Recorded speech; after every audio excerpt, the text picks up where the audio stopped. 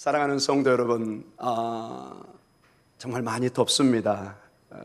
최근에 제가 주로 이렇게 밖에 나갈 일이 많지 않아서 주로 사택과 이렇게 교회를 오고 가는데 특별한 어떤 모임이 있어서 제가 전철을 한번 최근에 탈 일이 있었습니다. 여기서 여러분 염창역까지 이제 걸어가서 벌써 거기서 땀 다 흘리죠. 그 다음에 조금 중요한 모임이라 제가 또 양복도 입어야 되고 그러니까 얼마나 덥겠어요. 양복이 저렇게 거치장저런 건 처음 느꼈습니다. 너무 덥습니다. 제가 이렇게 표현한 것은 전철을 탔는데 몸이 지가 알아서 그 에어컨 쪽으로 달려가는 거예요. 지가 생각할 생각도 없어요. 지가 알아가가지고 제일 시원한 데 가가지고 누가 막 있으면 조금 밀어서라도 제가 거기 쓰고 싶은 그 정도로 제가 이렇게 몸이 이렇게 반응을 하는 걸 느꼈습니다. 우리 성도님들은 매일매일의 삶에 그런 일이 있겠지만 제가 많은 걸 느꼈습니다. 정말 몸이 알아서 이렇게 너무 더우니까 그 자리를 찾아가는구나. 여러분, 우리의 몸도 어떨 때는 지가 알아서 이렇게 갑니다. 시원한 물을 찾고 살려고 지 몸이 시원한. 그래서 가만히 보니까 그 입구에 잘 안 쓰려고 그래요. 제가 쭉 꽤 긴 시간을 갔는데 문이 열리면 닫히면서 더운 기운이 오니까 지가 알아서 피하고 있어요. 다른 사람 가게하고. 얼마나 제가 이기적인지 모르는 것을 제가 느꼈습니다. 웬만하면 더위에 노출이 안 되려고 서 있는 모습을 보게 됩니다. 사랑하는 성도님, 우리의 인생도 어떤 자리매김을 해갑니다. 여러분의 직장에서, 가정에서 우리는 다 자기 위치가 있습니다. 우리의 인생의 목적이 있고 말은 하지 않지만 거기에 질서가 있고, 가정에는 어머니, 자녀들, 아버지 또는 할머니, 할아버지, 직장의 상사들, 모든 우리 교회도 마찬가지입니다. 우리 몸이 알아서 어떤 살기 위해서 그 시원한 것을 찾듯이 우리 교회도, 우리의 신앙도 반드시 우리가 찾아야 되는, 우리가 만나야 되는, 우리의 몸이, 우리 영혼이 가야 될 곳이 있습니다. 요한복음 그것을 예수 그리스도로 표현하고 있습니다.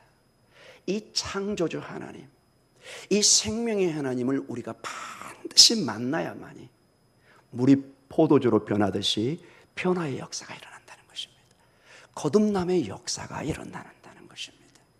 다른 그 어떤 것도 아니고 그 더위에 시원한 냉수가 최고의 선물이 되듯이 우리 영혼의 시원한 냉수 같은 예수 그리스도만이 우리의 가라앉은 심령을, 우리의 더운 영혼을 식힐 수 있고 살릴 수 있는 것입니다. 사랑하는 성도 여러분, 오늘 특별히 이 말씀을 통해서 이 주님을 만나는, 이 주님을 바라보는, 이 주님을 시원한 냉수처럼 마시는 놀라운 역사가 있기를 간절히 축원합니다. 이 주님을 통해서 우리는 변화되어야 됩니다. 완전한 변화를 일으켜야 됩니다. 다른 방법이 없습니다. 그 어떤 것으로도 이 자리를, 이 위치를, 이 관계를 해결할 길은 없습니다.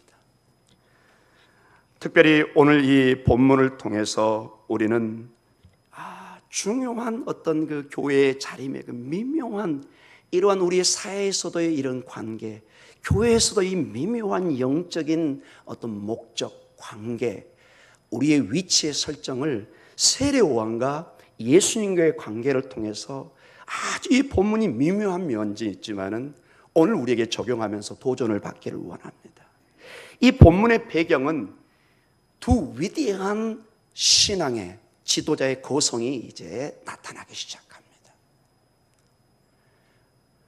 바로 세례 요한이라는 위대한 그 당시에 선지자로 불렸던 한 사람이 있었습니다. 거기에 어떤 조카 관계죠. 동생뻘인 예수님이, 무명의 나사렛 예수가 이제 드디어 공생애를 시작하며 가나 혼인잔치에서 물을 포도주로 만들고 니고데모와의 대화에서 위대한 선생들을 가르치고 점점점 두각을 나타내기 시작합니다. 그 인기도가 점점 올라가기 시작합니다. 여러분, 처음에는 몰랐는데, 처음에는 키워주고 증언해주고 정말로 광야에 외치는 소리처럼 이 메시아의 길을 터주고 그러는데 이게 실제 현상에서 그 인기도가, 그 사람들의 관심이 점점 누구에게서 누구에게로 지금 초점이 변하고 있죠. 세례 요한으로부터 동생뻘인 예수에게로 이 초점이 바뀌어갈 때, 여러분 인간적으로 어떤 마음이 있을까요? 솔직히 여러분, 솔직한 얘기 좀 듣고 싶습니다. 저 같으면 많이 불편할 것 같습니다. 세례 요한도 여러분 쉽지 않은 과정을 지금 겪고 있습니다. 근데 그를 따르는 제자들은 매우 분노하고 불쾌해합니다. 이러한 현상을 받아들이질 못합니다. 교회 안에서 여러분, 우리의 신앙생활 속에서 이런 문제가 굉장히 실질적인 문제로 다가오는 것을 봅니다. 세례 요한의 제자들이 볼 때 이 예수님의 인기도와 예수님의 제자들의 그 꼴이 아주 꼴사나워요. 그리고 조금 제가 노골적으로 표현합니다. 싸가지가 없어 보여요. 지금까지 형으로서 다 길을 터주고 쫙 했는데 나중에 마치 차려놓은 밤에 밥상에 수저 가지고 꽂는 것처럼 와서 모든 영광을 지금 누가 다 취해요? 예수님과 제자들이 차지하기 시작합니다. 세례 요한에게 제자들이 오긴 오는데 꼴랑 한두 명, 100명에 90몇 명은 다 어디로 가는 거예요?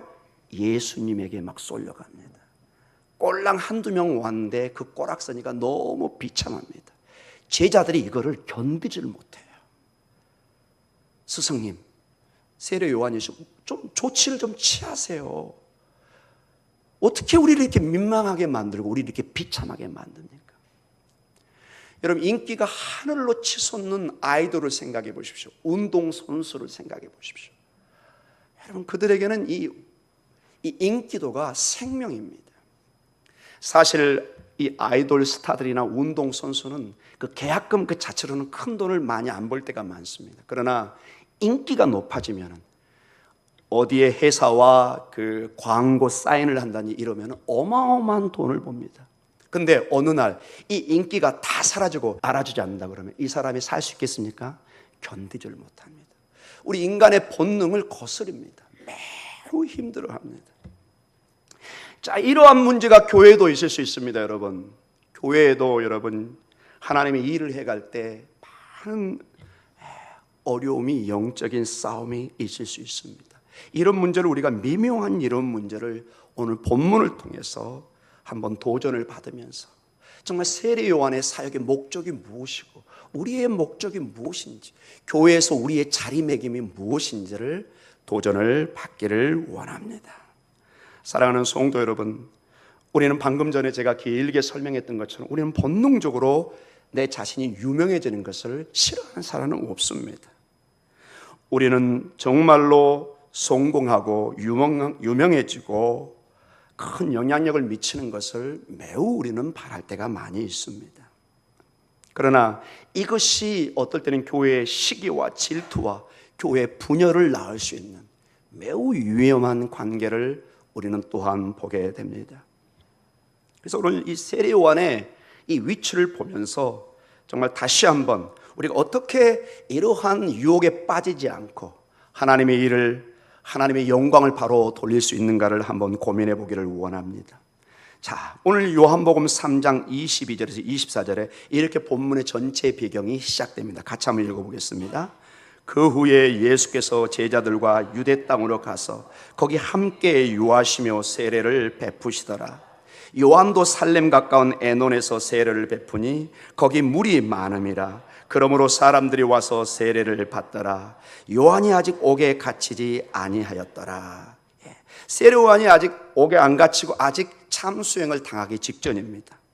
자, 여기에 미묘한 그냥 평범하게 써인 것 같지만은, 자, 예수님의 이제 공생애가 공식적으로 시작됩니다. 그리고 요단강가에서 세례를 베풀기 시작합니다. 근데 세례 요한도 여기 보면 살렘, 에논, 이게 전부 다 요단강입니다. 뭐 하죠? 세례 요한도 세례를 베풀기 시작합니다.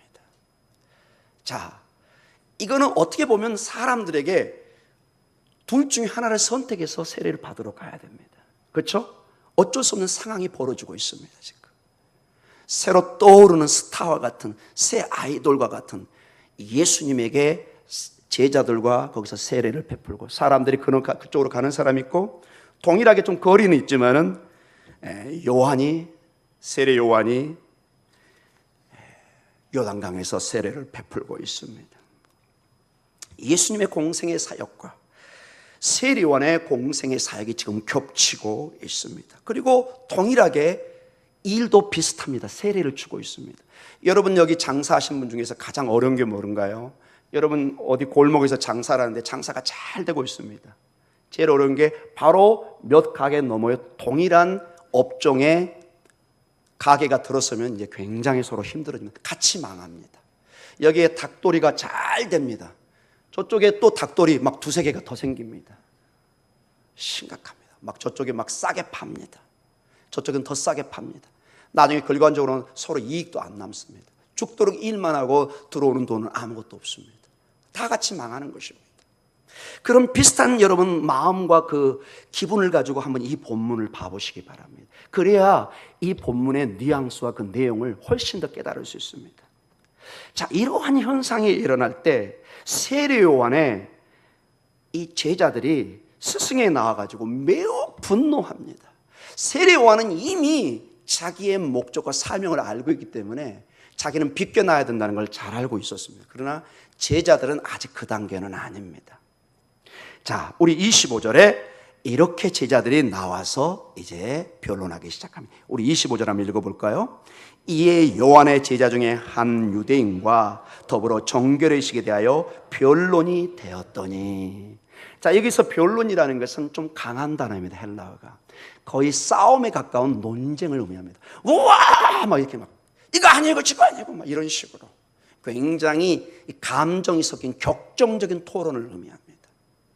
매우 지금 이 제자들이 마음이 상해 있습니다. 지금 감히 피기도 안 된 이 나사렛 이 동생이 와가지고 이제는 나를 막 능가하면서 가짜지도 않는 지금 막 대화의 상대가 되고 지금 싸가지 없는 행동들이 막 일어나는 거예요. 지금 도저히 용납하기가 힘든 거예요. 지금 우리 한국식으로 표현하면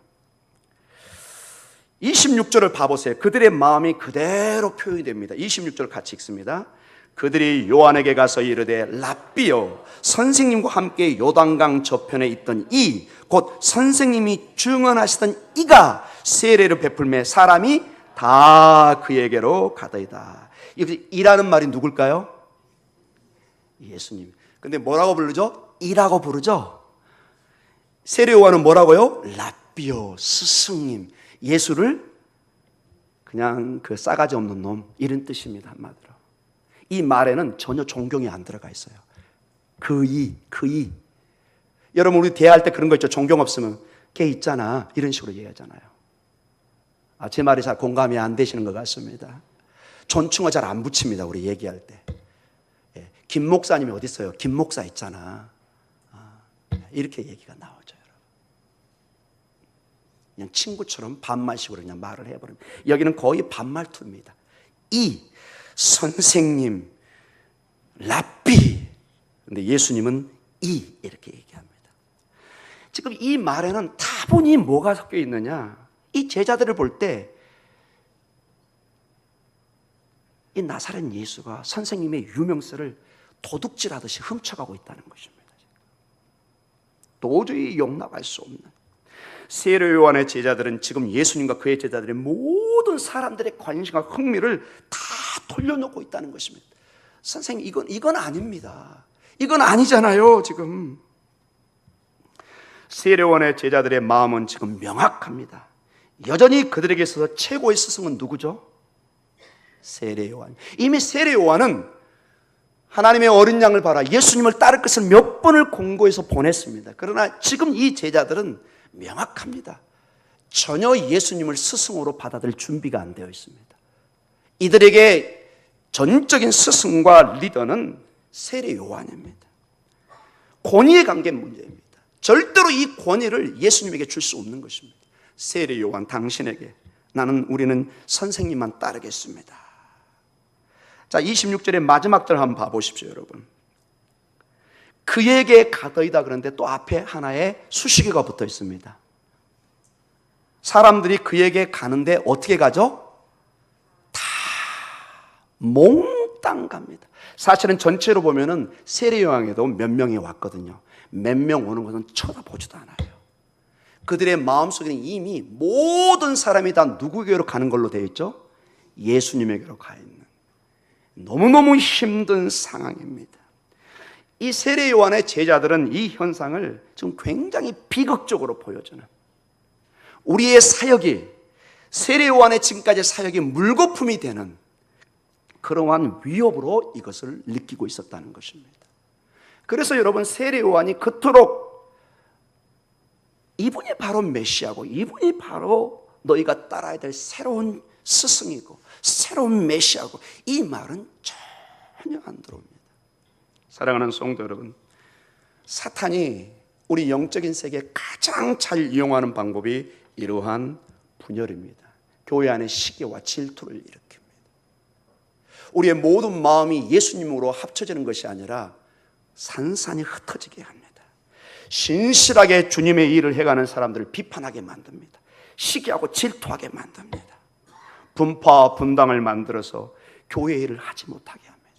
정말로 교회가 이 영적인 어둠 속에서 몸부림치며 기도하고 하나님의 선교의 사명, 전도의 사명, 구제의 사명, 교육과 다음 세대를 세우고 그렇게 힘을 모아도 부족할 판인데, 교회가 완전히 무능한, 팔과 다리가 다 병들어 버렸습니다. 머리가 병들고 장애인 교회처럼 전혀 힘을 쓸 수가 없습니다. 일어서지도 못합니다. 결국 그 교회는 망할 수밖에 없습니다. 그 교회는 다음 세대를 준비할 여력도 없습니다. 우리 자녀들도 다 떠나버립니다. 성도들이 헌금할 흥미도 못, 내가 여기에 헌금해서 뭘 이 교회가 일을 하냐, 다 떠나가 버립니다. 자멸합니다. 자멸.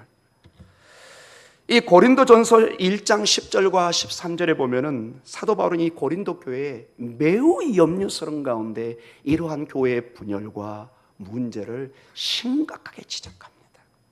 우리 한번 고린도전서 1장 10절과 13절을 같이 보도록 하겠습니다. 같이 읽습니다. 형제들아, 내가 우리 주 예수 그리스도의 이름으로 너희를 권하노니 모두가 같은 말을 하고 너희 가운데 분쟁이 없이 같은 마음과 같은 뜻으로 온전히 합하라. 내 형제들아, 근로의 지편으로 너희에 대한 말이 내게 들리니 곧 너희 가운데 분쟁이 있다는 것이라. 내가 이것을 말하거니와 너희가 각각 이르되 나는 바울에게, 나는 아볼로에게, 나는 게바에게, 나는 그리스도에게 속한 자라 한다는 것이니 그리스도께서 어찌 나뉘었느냐? 바울이 너희를 위하여 십자가에 못 박혔으며 바울의 이름으로 너희가 세례를 받았느냐? 아멘. 이 본문의 핵심은 이겁니다. 이제 갓 생긴 고린도 교회가 하나님의 복음, 생명의 복음, 십자가의 복음을 전하는데 몸부림치고 나가야 되는데, 이 예수의 복음으로 생명으로 고민하는 것이 아니라 교회 리더십으로 누구에게 속한, 예수님이 아닌 어떤 사람들 중심으로 교회가 완전히 나뉘어서 좀 논쟁과 분열을 하고 있다는 것입니다. 초점을 잃어버리고 있습니다. 마귀가 가장 좋아하는 일을 지금 하고 있습니다. 힘을 합쳐서 해도 어둠의 영과 싸움에 큰 어려움이 있는데 스스로 자멸해버립니다. 우리 작금의 나라도 마찬가지입니다. 우리가 하나 되지 않으면 지금 중국, 일본, 러시아, 미국, 그 누구도 여러분 우리처럼 우리나라를 사랑하지 않습니다. 여러분 절대로 착각하시면 안 됩니다. 그 어떤 나라도 우리나라의 운명을 자기 나라의 운명으로 생각하지 않습니다. 어쩌든지 우리를 통해서 이익을 취하려고 그러지, 우리처럼 눈물을 흘리고 우리처럼 막 축구에 밤을 새가면서 응원하고 그런 거 안 합니다. 여러분, 사랑하는 성도 여러분, 우리가 하나 돼야 됩니다. 나라도 하나 돼야 되고 교회도 하나 될 때 희망이 힘이 되는 것입니다. 혼자는 다 흩어지면 너무 연약합니다. 그러나 그 사람들이 하나 될 때, 여러분 이번에 축구가 우리나라에 무언가를 보여줬잖아요. 정말 왕따, 그냥 왕 그 비난을 받던 그들이 목숨을 걸고 싸우니까 세계 1인 독일을 꺾었잖아요. 여러분, 그것도 몇 대 0으로요? 꼭 이걸 좀 밝히고 싶습니다. 2대 0으로 우리가 하나 되고 그들이 정말 몸부림치면서 뼈가 으스러져라고 뛰니까 상상할 수 없는 결과가 이루어집니다. 우리 교회는 여러 가지로 연약한 면이 많습니다. 그러나 여러분, 주님은 연약한 자를 들어 쓰십니다. 성경에 강한 자를 들어 쓰신 적이 거의 없습니다. 우리가 연약할 때 주님을 의지하고 주님을 의지할 때 하나님의 기적이, 역사가 일어납니다. 물이 포도주가 떨어졌기 때문에 주님이 물을 뭘로 변하게 했죠? 포도주로 변하게 합니다. 거기에 포도주가 콸콸콸 흘렀으면 절대로 그 기적 일어나지 않습니다. 우리가 부족하기 때문에, 병들었기 때문에, 연약하기 때문에 주님 앞에 기도하는 것입니다. 주님 살려주십시오. 주님 고쳐주시옵소서. 주님, 내 아들이, 내 딸이 이렇게 병들었습니다. 이렇게 어려움이 있습니다. 여러분, 늘 건강하고 시험 보는 것보다 합격하고 그냥 결혼해가지고 그냥 힘만 주면 애기가 쑥쑥 낳고 이러면 기도 안 나옵니다. 여러분, 그냥 당연히 그냥 되는 줄 알아요. 여러분, 내 때로는 막 전화가 오고 이모전시가 오고 아프고 어렵고 그러니까 몸부림치고 기도하게 되는. 그래서 여러분, 전체적으로 볼 때 내 삶의 굴곡이만은 어려움처럼 보이지만 하나님의 시야로 보면은 그 인생은 복받은 것입니다. 왜냐? 그 어려움을 통해서 어쩌든지 주님 앞에 나아가게 되잖아요. 주님을 붙잡게 되잖아요. 그것이 복입니다, 여러분. 주님은 그 어려움을 통해서라도 주님께 가까이 오기를 원하십니다. 여러분, 세상의 진리는 영적인 면에도 진리입니다. 얼굴이 멀어지면 마음이 멀어집니다. 여러분, 주님과 대면하는 시간이 멀어지면 여러분 방법 없습니다. 주님과 멀어지십니다. 방법 없습니다. 주님과 가까이 하고 기도로, 말씀으로, 예배로 가까이 할 때 주님에 대한 간절한 생각이 들지, 예배가 멀어지고 기도가 멀어지고 말씀이 멀어지고, 여러분, 주님 별로 저에게 상관이 없습니다. 사랑하는 성도 여러분, 고린도 교회나 저희 교회에 이러한 문제의 치료약은 아주 단순합니다. 모든 것을 가감하게 잘라버리고 예수님께 초점을 맞추면 되는 것입니다. 본질을 회복하면 되는 것입니다. 교회의 목적으로 돌아오면 되는 것입니다. 교회는 직장이 아니고 내 회사가 아니라 하나님의 피로, 예수 그리스도의 피로 모인 오직 예수 그리스도만이 영광을 받으실 그러한 것을 회복하면 되는 것입니다. 예수님이 초점이지 어떤 지도자가 초점이 아닙니다. 바울도 아볼로도 주인공이 아닙니다. 오직 예수님만 높여질 때 그곳에 하나님의 영광이, 생명이 있을 줄 믿습니다. 히브리서 13장 2절에 믿음의 주여 또 온전케 하시는 이인 예수를 바라보자. 그분을 바라볼 때, 이 바라본다는 말이 이 눈을 고정시킨다는 뜻입니다. 우리가 눈을 고정시킬 때, 그분을 바라볼 때 마치 저 민수기에 나온 것처럼 사막에 불뱀에 물려서 죽는 사람들이 기어가서 만지는 것이 아니라 그 불뱀을 믿음으로 바라볼 때, 구리뱀을, 그들이 나음을 입었습니다. 놀라운 은혜가 생깁니다. 우리가 주님을 바라볼 때 놀라운 역사가 있을 줄 믿습니다. 저는 이 말씀을 준비하다가 이걸 어떻게 하면 비유할까 하다가 여기 이 식물들, 저희 집의 식물들, 그 화분, 그게 딱 떠올랐습니다. 여러분, 이 화분을 놓으면은요, 여러분 다 아는 내용입니다. 몇 개월 지나면 이게 화분에 이 꽃들이 이렇게 휘어져 있습니다. 어디로 휘어져 있죠? 햇빛을 향해서. 여러분 잘 아시네요. 그래서 저는 이거를 한 석 달이나 4개월쯤 이걸 돌려놓습니다. 그럼 이놈이 이렇게 휘어졌다가 다시 이쪽으로 이렇게 갑니다. 어디로? 햇빛을 향해서. 여러분, 주님을 바라보는 게 우리에게 손해되고 힘들고 굉장히 귀찮은 문제 같지만 사실은 내가 사는 길입니다. 이 나무가 햇빛을 바라보는 것은 이거는 선택의 여지가 아니에요.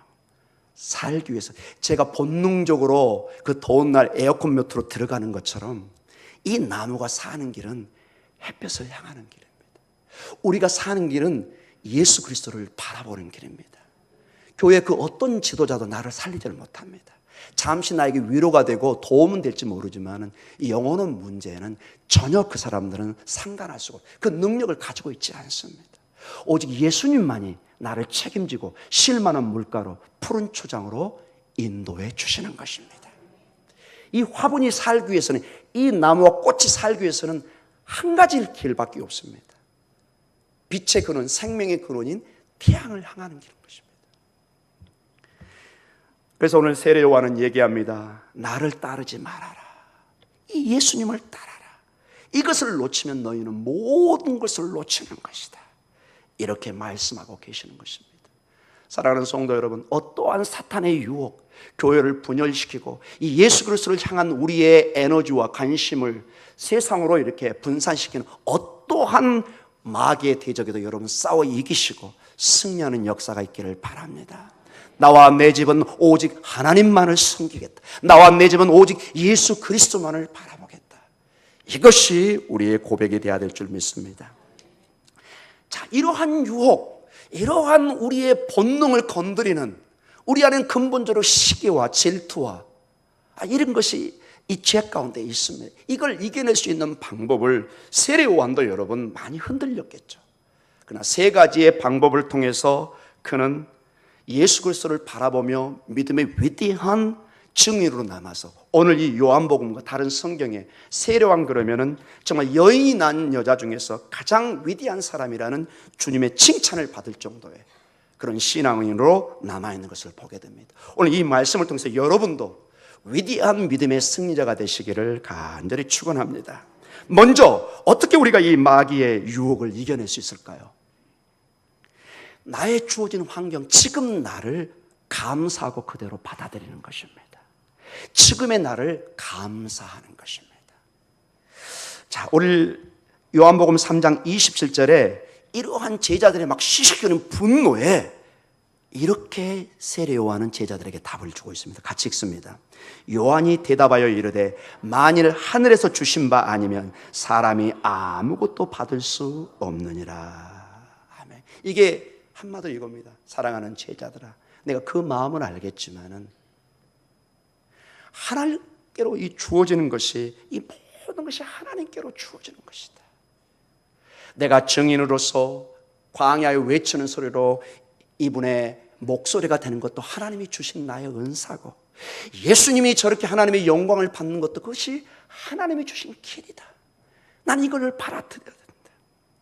하늘에서 주신 거, 우리의 건강, 우리의 재산, 우리의 가장, 우리의 달란트, 우리의 모든 것이 하나님 아버지의 은혜로 주어진 것을 우리가 받아들이는 것입니다. 이것을 우리가 알고 받아들일 때 감사가 있습니다. 만족이 일어나기 시작합니다.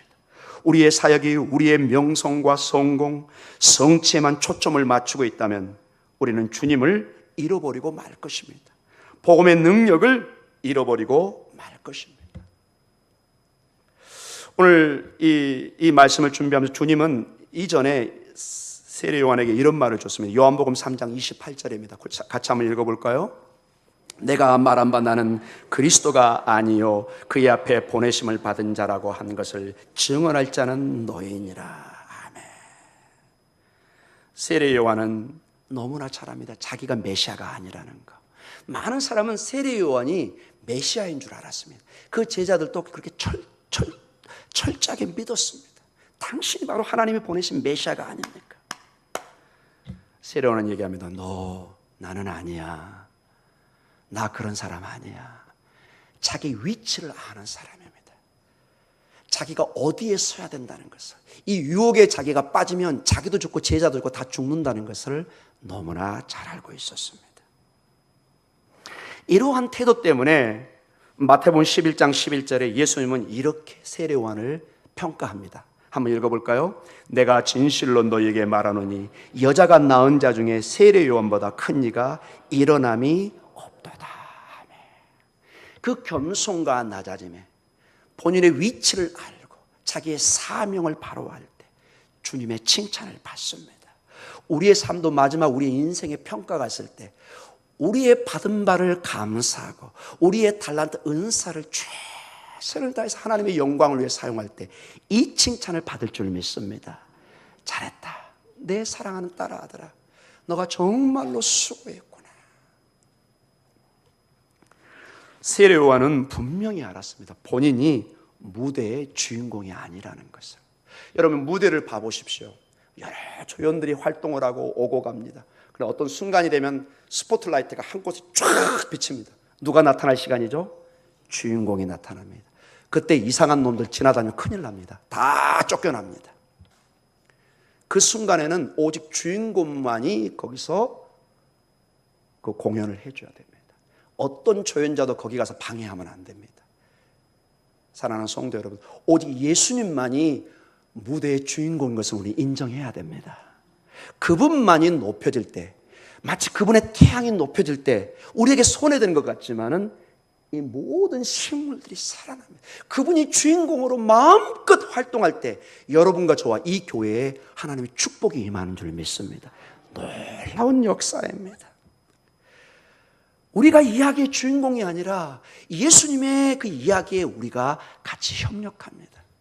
그래서 여러분, 이 영어로 이야기를 히스토리라고 그럽니다. 역사를 히스토리, 이야기, 역사를 히스토리. 이걸 어떤 사람이 분석을 했습니다. 그, 스토리, 이야기. 이 역사는 누구의 이야기라는 거죠? 그 예수님의 이야기라는 것입니다. 이것을 지금 옹호해 주고 있습니다. 예수님의. 여러분, 그래서 우리 역사의 기준도 BC, AD 이렇게 나눕니다. Before Christ, 주님이 오시기 전, 기원 전, 기원 후, 아노 도미노, 예수님이 태어난 날. 그래서 모든 역사의 기준이 믿는 사람이든 믿지 않는 사람이든 그 기준으로 역사의 기준을 삼고 있습니다. 예수님만이 우리 인생의 기준입니다. 예수님만이 우리 무대의 주인공이십니다. 우리는 그분의 이야기가 써갈 때 옆에서 그 이야기의 찬란함을 같이 도와주는 증언자요 목격자인 것을 우리는 고백합니다. 이 무대의 주인공을 우리는 인생의 우리의 마지막 단어까지 세상에 알리는 것입니다. 저 무대의 주인공이 바로 예수님입니다. 저분이 무대에서 큰 영광을 받을 때 우리의 삶에 하나님의 영광이 생명이 있습니다. 오직 주님만을 바라볼 때 진정한 나의 모습이 보여지는 것을 보게 됩니다. 둘째로 이 세례 요한은 예수님을 즐거워합니다. 예수님을 의무적으로 바라보고 그냥 종교적인 습관으로 만나는 것이 아니라 정말로 이분을 기뻐합니다. 우리 29절을 같이 한번 읽어볼까요? 같이 읽습니다. 신부를 취하는 자는 신랑이나 서서 신랑의 음성을 듣는 친구가 크게 기뻐하나니 나는 이러한 기쁨으로 충만하였노라. 아멘. 여기에는 마치 가나 혼인잔치처럼 큰 기쁨이 있습니다. 마치 혼인잔치에 여러분 슬기로운 처녀들이 그 들러리들이 기뻐하듯이 세례 요한은 마치 들러리처럼 그러나 너무너무 이 결혼식을 기뻐하는 모습을 보여주고 있습니다. 어떤 분이 이 부분을 이렇게 주석하는 걸 보았습니다. 굉장히 인상적이라 제가 한번 가져왔습니다. 당신은 그 기쁨을 아십니까? 당신은 어떠한 곳에서 기쁨을 찾고 있습니까? 당신은 혹시 많은 물질의 축복이 기쁨을 준다고 생각하고 있습니까? 당신은 유명한 걸 통해서 기쁨을 찾는다고 생각하고 있습니까? 성취와 인생의 쾌락을 통해서 기쁨을 찾고 있습니까? 그것이 기쁨을 줄 수는 있지만 그거는 잠시뿐이라는 것을 아셔야 합니다. 그 기쁨은 오래가지 않습니다. 그러나 진정한 기쁨은 이렇게 선언한 사람에게 다가옵니다. 주님, 내가 여기 있습니다. 나를 사용하여 주시옵소서. 그 전능의 하나님이 나를 사용해서 하나님의 영광의 도구로 사용할 때 내가 그곳에 쓰임받고 있다는 것, 그것을 깨달을 때 놀라운 기쁨이 우리에게 넘치는 것입니다. 상상할 수 없는 기쁨이 내 영혼에 만족이 일어나기 시작합니다. 하나님이 나의 주인이 나를 기뻐하시고 나를 인정하고 나를 사용하고 있구나. 이걸 깨달아질 때 말할 수 없는 영혼의 기쁨이 넘쳐날 줄 믿습니다. 사랑하는 성도 여러분, 우리의 기쁨을 찾지만은 그 어려운 이웃들에게, 독거노인들에게, 고아원에 우리가 남몰래 어떤 헌금을 하고 도와줄 때 깊은 마음의 인상이 있는 것을 느낍니다. 내가 참 좋은 일을 했구나. 제가 이거 유대인과 살면서 가장 제가 정말 배우고 도전받았던 것 중에 하나가, 다는 아니겠지만 대부분의 유대인들이 어떤 걸 하냐면은, 여러분 그 안식일이 되면, 금요일 저녁부터 안식일이 시작되면은 한 하루 이틀 정도 쉬기 때문에 빵을 그대로 놔두면 상해버립니다. 그래서 이 많은 일부 유대인들이 제과점을 다 찾아가 가지고 그 남은 아직 못 팔고 이제 그냥 소용이 없는 곧 상해버리는 이런 빵을 많이 도네이션을 받습니다. 그래가지고 어려운 고아원이나 독거노인들을 찾아갑니다. 근데 여러분 중요한 게 뭐냐? 꼭 누구를 데려갈까요? 아들, 딸이나 손주들을 데려갑니다. 대부분이 그렇습니다. 가서 그 아들이, 딸이, 손주가 그 빵을 직접 나눠주도록 이렇게 기회를 줍니다. 그것을 어렸을 때부터 이렇게 잘하고 보게 합니다.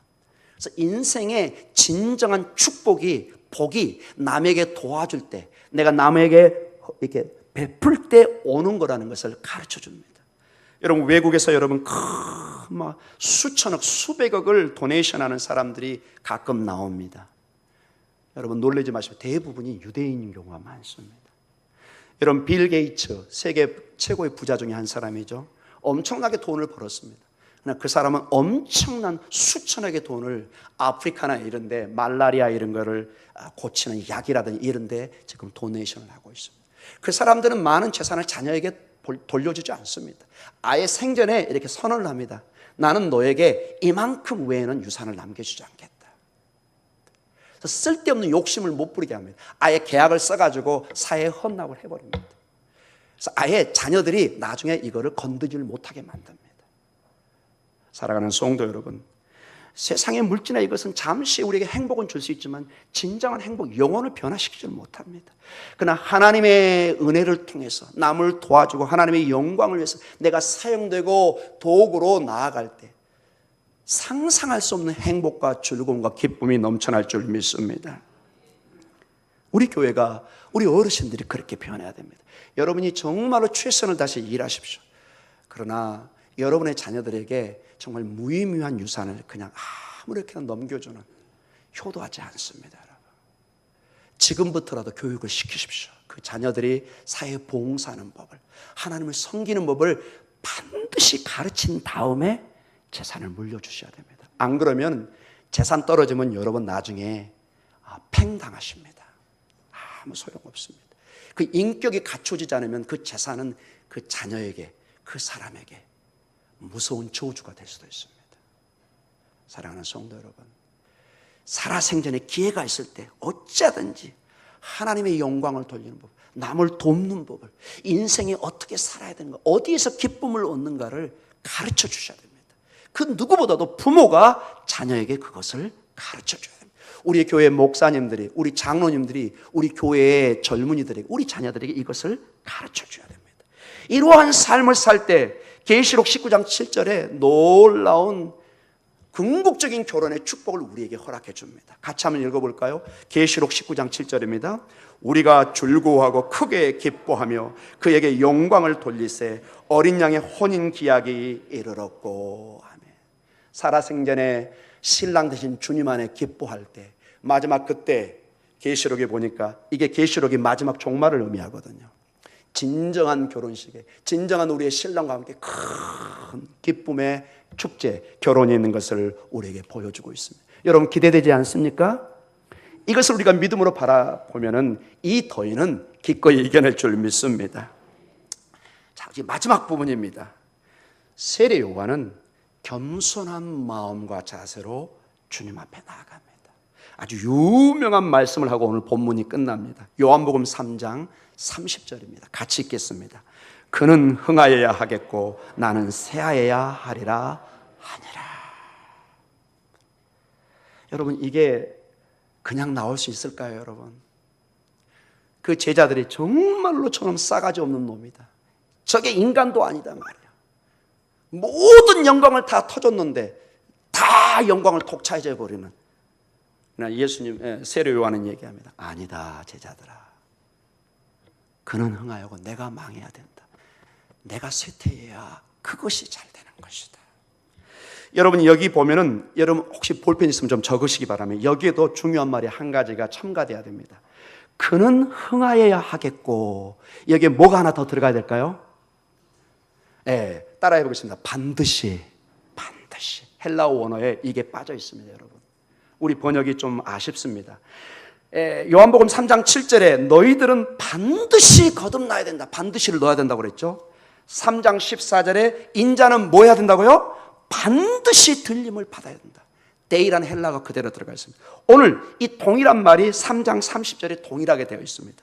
그는 뭐 해야 된다고요? 반드시 흥해야 됩니다. 여러분, 이 교회의 주님은 반드시 흥해야 됩니다. 그 누구도 이 영광을 뺐으면 우리가 망하는 것입니다. 교회는 주님이 반드시 영광으로 나아가야 됩니다. 교회는 반드시 주님만 흥해야 됩니다.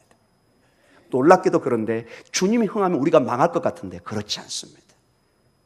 우리가 마치 나무가 태양을 향하면 이게 망할 것 같은데 사실은 이 나무가 살아납니다. 할렐루야! 주님 안에 죽고자 하는 자는 사는 것입니다. 놀라운 일이 일어납니다. 마지막으로 말씀을 마치기로 합니다. 여러분이 이제 이 예배를 마치고 캠프도 가고 아마 휴가도 가시고, 8월이 휴가철이잖아요. 요즘 너무 더워서 휴가도 뒤로 미룬다고 그러는데 저는 그래서 미리 뒤로 밀려놨습니다. 이렇게. 여러분 휴가 가면 저 평창이나 강원도 아니면 저 시골에 밤에 그 많은 별을 볼 것입니다. 저도 남아공에 있을 때 그 사막을 가보면 얼마나 별이 많은지 막 쏟아질 것 같습니다. 너무 화려하고 황홀합니다. 근데 여러분, 이 별은 달은 잠시뿐입니다. 새벽 미명, 여명이 다가오고 햇볕이 달이 이제 태양이 떠오르면은 점점점 별과 달의 그 빛은 어떻게 돼요? 사라집니다. 사랑하는 성도 여러분, 우리가 그 별을, 그 달을 바라보고서는 잠시뿐입니다. 우리의 태양이신 예수님이 새벽 여명처럼 우리에게 떠오르고 있습니다. 그분이 찬란하게 우리에게 비추고 있습니다. 모든 별과 달의 빛은 여기에 양보를 해야 됩니다. 아무리 우리가 주장해도 정오의 그 뜨거운 그 태양빛을 이겨낼 수는 없는 것입니다. 사랑하는 성도 여러분, 이 태양빛을 바라보면서 온 만물이 생명으로, 온 과일이 익어가듯이 예수 그리스도로 그 태양의 주님을 바라보면서 여러분의 영혼이, 여러분의 심령이 성령 충만하여서 하나님의 때에 정말 풍성한 수확이 넘치는 여러분의 가정, 여러분의 직장, 우리 믿음의 공동체인 목동중앙교회가 되기를 간절히 축원합니다. 우리 기도하겠습니다.